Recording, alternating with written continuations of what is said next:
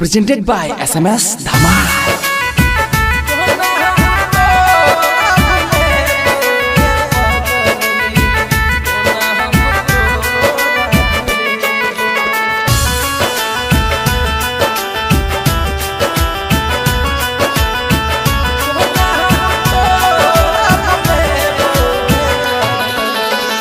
छाती पीट के बिते मौसमैया, छाती पीट के बिते मौसमैया, यही तुम्हें लोड़ा बहे बहू के पगली, कोना हम तोरा भूलेबो, कोना हम तोरा भूलेबो गे पगली, कोना हम तोरा भूलेबो,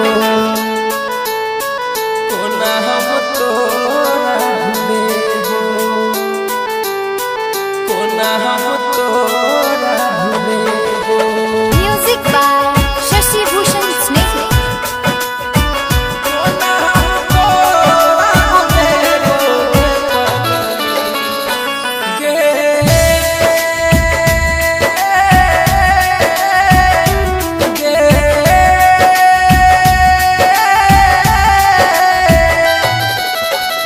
पगला के भेष हमर बन जे तो सोना, दुनिया उड़े तै मजाक गे, मजाक गे, दुनिया उड़े तै मजाक गे, दुनिया मर के जल बहू तोरा ससुररिया, उड़ के जेतौ हमर राख गे, हाँ राख गे, उड़ के जेतौ हमर राख गे। रोगी बनल ही प्यार के अपना, रोगी बनल ही प्यार के अपना, जान जान के कारा बोले बौगे पगली, कोना हम तोरा भूलेबो, कोना हम तोरा भूलेबो गे पगली, कोना हम तोरा भूलेबो, कोना हम तोरा भूलेबो गे पगली, कोना हम तोरा भूलेबो। Music by Shashi Bhushan Sneh.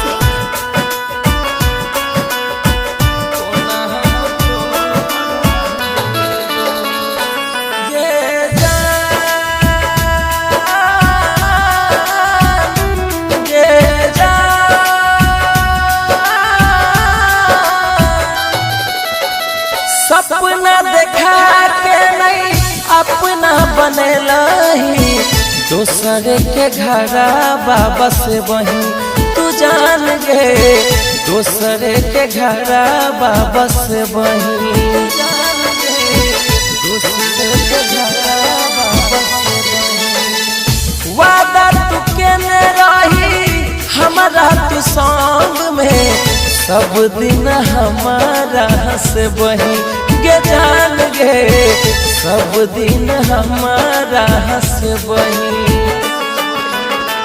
कहत रहे तू हमारा के सोना, कहत रहे तू हमारा के सोना, कहियो न तोरा रुलेबो गे पगली, कोना हम तोरा भूलेबो, कोना हम तोरा भूलेबो गे पगली, कोना हम तोरा भूलेबो, कोना हम तोरा भूलेबो गे पगली, कोना हम तोरा भूलेबो। Music by Shashi Bhushan Sneh.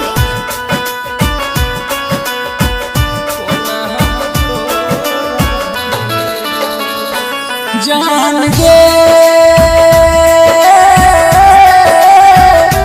जान गे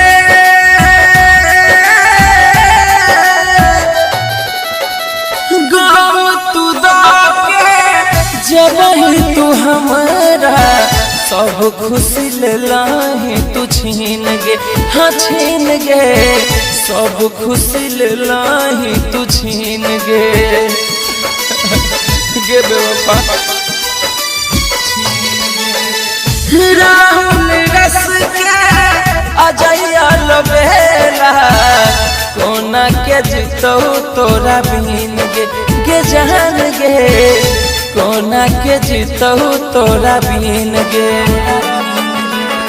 रूठाई छेले जब हम ही मनबियो, रूठाई छेले जब हम ही मनबियो, अब बोल के कारा मने बौगे पगली, कोना हम तोरा भूलेबो, कोना हम तोरा भूलेबोगे पगली, कोना हम तोरा भूलेबो।